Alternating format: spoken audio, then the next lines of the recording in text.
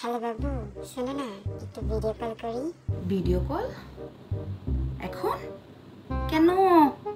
কেন কি আবার? আমার বাবু চাঁদ মুখটা দেখবো তো। আচ্ছা ঠিক আছে, দাঁড়াও আমি হেডফোনটা খুঁজে এনে তোমাকে কল ব্যাক করতেছি। হ্যাঁ আচ্ছা ঠিক আছে।